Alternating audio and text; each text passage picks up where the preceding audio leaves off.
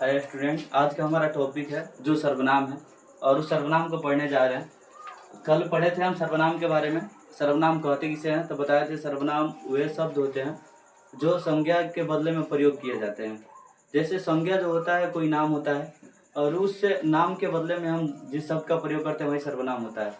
जैसे मोहन घर जाता है, मोहन स्कूल जाता है, मोहन पढ़ता है, मोहन खेलता है। यानी बार बार हम कल बताए थे जिस जगह पे संज्ञा का प्रयोग हो रहा है उस जगह पर हम सर्वनाम का प्रयोग करते हैं ताकि हमारा वाक्य अच्छा से अच्छा दिखे। तो आज हम सर्वनाम कल देख लिए थे सर्वनाम का डिफिनेशन और सर्वनाम का जो मूल सर्वनाम होते हैं जो 11 होते हैं उनके बारे में देखना है। तो मूल सर्वनाम जो होता है 11 होता है, जैसे मैं, तुम, आप, यह, वह, जो, सो, कोई, कुछ, कौन, क्या। तो मूल सर्वनाम यानी सर्वनाम की संख्या टोटल 11 होती है। और सर्वनाम के प्रकार की बात किया जाए तो सर्वनाम के प्रकार 6 होते हैं जो कुछ इस प्रकार होता है। पुरुषवाचक सर्वनाम, निश्चयवाचक सर्वनाम, संबंधवाचक सर्वनाम, अनिश्चयवाचक सर्वनाम, पुरुषवाचक सर्वनाम और एक है निजवाचक सर्वनाम। ठीक है। और सर्वनाम के अब हम जो छह प्रकार होता है वो 6 प्रकार को एक एक करके उसका डिफिनेशन देखेंगे और उसका एग्जाम्पल समझेंगे। ठीक है। सबसे पहले हम पढ़ते हैं पुरुषवाचक सर्वनाम को। पुरुषवाचक सर्वनाम एक डिफिनेशन इसका ही होता है जिससे स्त्री और पुरुष का बोध होता है उसे पुरुषवाचक सर्वनाम कहते हैं। या हम ऐसे भी बोल सकते हैं वे सर्वनाम शब्द बोलने वाला, सुनने वाला या अन्य किसी व्यक्ति के लिए प्रयोग किए जाते हैं, वैसे सर्वनाम को हम पुरुषवाचक सर्वनाम कहते हैं। जैसे मैं बताए थे, मैंने आपको बताया था कि वह पढ़ने में बहुत अच्छा है। यानी यहाँ पे जो एग्जाम्पल लिखा गया है, अभी जो हम डिफिनेशन बोले हैं उस डिफिनेशन में हम बोले हैं देखिए बोलने वाला जो होता है उसको वक्ता कहते हैं, सुनने वाला होता है जिसको श्रोता कहते हैं और अन्य किसी व्यक्ति के बारे में कहा जा रहा है। यानी मैंने आपको बताया था, मैंने हो गया बोलने वाला, आपको हो गया जो सुन रहा है और जिस तीसरे व्यक्ति के बारे में बात हो रहा है वो हो रहा है जो उसको बताया जा रहा है वह पढ़ने में बहुत अच्छा है, उसे हम पुरुषवाचक सर्वनाम कहते हैं। और पुरुषवाचक सर्वनाम के 3 प्रकार होते हैं। पहला प्रकार जो होता है हमारा उत्तम पुरुष, दूसरा होता है मध्यम पुरुष, तीसरा जो होता है उसे कहते हैं अन्य पुरुष। उत्तम पुरुष को हम कहते हैं जो वक्ता जो होता है, वक्ता यानी जो बोलने वाला होता है, बोलने वाला अपने लिए जिस शब्द का प्रयोग करता है उसी को हम उत्तम पुरुष कहते हैं। ठीक है। जैसे में हम, मैंने, मैं, हमने, मेरा, हमको, ये सब जहाँ दिख जाए या जहाँ दिखेगा सब हमारा उत्तम पुरुष का एग्जाम्पल होता है। जैसे एग्जाम्पल में हम बता दें, देखिए हम कल पढ़ेंगे, यानी जो हम यहाँ पे प्रयोग कर रहे हैं हम शब्द का उसको अपने लिए कर रहे हैं, यानी वक्ता खुद के लिए कर रहा है, वही उत्तम पुरुष कहलाता है।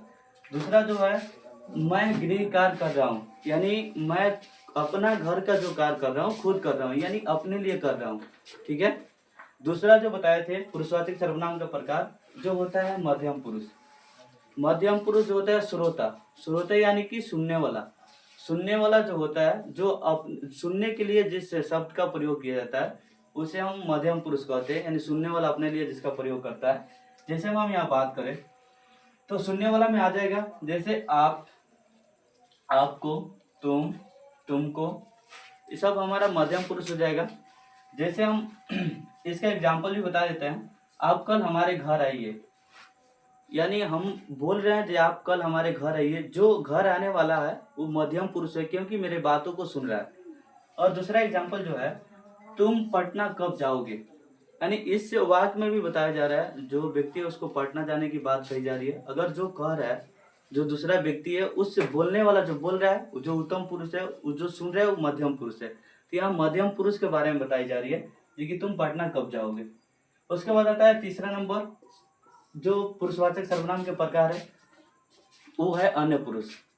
अन्य पुरुष यानी कि किसी अन्य के लिए इसका प्रयोग किया जाता है, यानी किसी तीसरे व्यक्ति के लिए जिस शब्द का प्रयोग करते हैं उसी शब्द को हम अन्य पुरुष कहते हैं।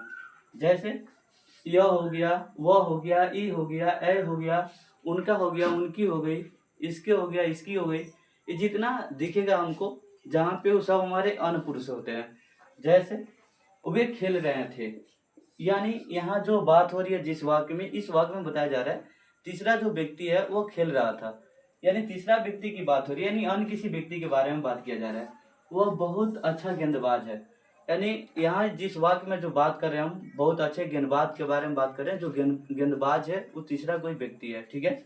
तो इस तरह हमारा पुरुषवाचक सर्वनाम और पुरुषवाचक सर्वनाम के प्रकार सब खत्म हो गए।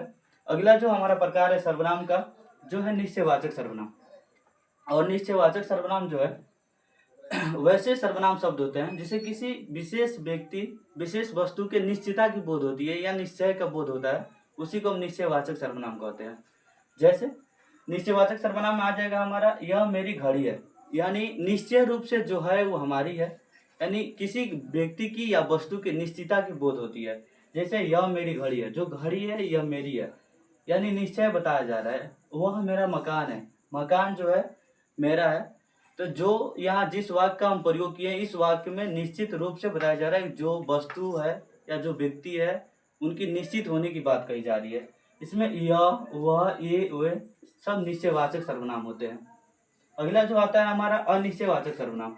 नाम से ही पता चल जाएगा, जहाँ निश्चय यानी निश्चितता का बोध होगा, जहाँ पे अनिश्चय यानी कि अनिश्चितता के बोध होगा। तो यानी व्यक्ति और वस्तु की निश्चय की बोध हो गई तो निश्चयवाचक, और जहाँ पे व्यक्ति और वस्तु की अनिश्चितता का बोध हो गई यानी पता नहीं चले लेकिन निश्चित रूप से है कि नहीं है। अगर निश्चित रूप से है तो निश्चयवाचक, निश्चित रूप से नहीं है तो अनिश्चयवाचक। जैसे कोई हो गया, कुछ हो गया, ये हमारा अनिश्चयवाचक सर्वनाम का उदाहरण होते हैं। जैसे कोई आ गया तो क्या करेंगे, यानी बात हो रहा है पता नहीं है कौन आ गया, बस हम ऐसे ही कह रहे थे कि कोई आ गया। अगर कोई आ गया तो हम करेंगे क्या।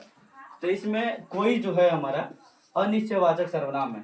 कोई होगा, यहाँ कोई होगा हमको पता नहीं कौन होगा, जो कोई होगा जिसमें कोई जो शब्द है वो अनिश्चयवाचक है। कुछ दो भी शब्द का जो प्रयोग किया गया है वो भी हमारा अनिश्चयवाचक सर्वनाम है। अगला आता है हमारा संबंधवाचक। संबंधवाचक सर्वनाम वे सर्वनाम शब्द होते हैं जिससे किसी वस्तु या व्यक्ति के संबंध को स्थापित करने का बोध होता है, उसे संबंधवाचक सर्वनाम कहते हैं। जैसे जो, सो, जैसा, वैसा, जिसका, जिसकी, उसकी, ये सब हमारे संबंधवाचक सर्वनाम शब्द है, ठीक है। और एग्जाम्पल की बात करें, वाक्य की बात करें तो जिसकी लाठी उसकी भैंस, यानी जिसकी लाठी उसकी भैंस। जो जिसकी और उसकी शब्द जो यहाँ दिख रहा है हमको, ये लाठी को भैंस के साथ संबंध को स्थापित करता है, यानी कि जिसकी लाठी है उसकी भैंस, ठीक है। जो आया वह जाएगा, यह सत्य है, यानी बताया जा रहा है जो और जो यहाँ पे वह है, ये बता रहा है कि जो यहाँ पे आया है वह निश्चित रूप से एक दिन जाएगा। इसके संबंध को स्थापित किया जा रहा है, ठीक है। यहाँ तक बात मेरी समझ में आ गई सबको। आगे जो है हमारा सर्वनाम का जो 5वां नंबर प्रकार है वाचक सर्वनाम। प्रश्नवाचक सर्वनाम वैसे सर्वनाम को कहते हैं जिससे प्रश्न पूछे जाने का बोध होता है, उसे प्रश्नवाचक सर्वनाम कहते हैं। प्रश्नवाचक शब्द जो होते हैं, कौन होता है, क्या होता है, कैसे होता है, किसकी होता है, ये सब प्रश्नवाचक शब्द होते हैं। और इसका वाक्य जो होता है, जैसे कौन आया था, तुम क्या कर रहे हो, ये जो वाक्य है हमारा प्रश्नवाचक वाक्य है। यानी यहाँ पूछा जा रहा है कौन आया था, यानी प्रश्न पूछे जाने का बोध हो रहा है। यहाँ कौन जो है प्रश्नवाचक शब्द है, तुम क्या कर रहे हो, यानी कि बात हो रही है कि तुम कर क्या रहे हो, तुमसे प्रश्न पूछी जा रही है यहाँ पे। तो क्या जो है हमारा प्रश्नवाचक सर्वनाम है।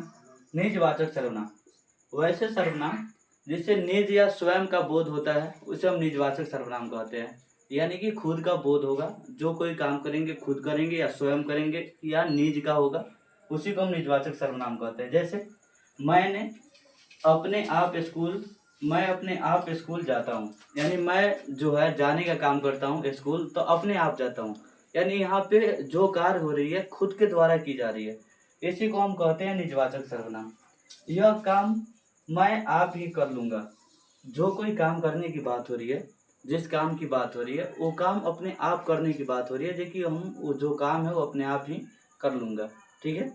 जो हमारा इस प्रकार से सर्वनाम के जो प्रकार थे सबका डिफिनेशन एक एक करके देख लिए।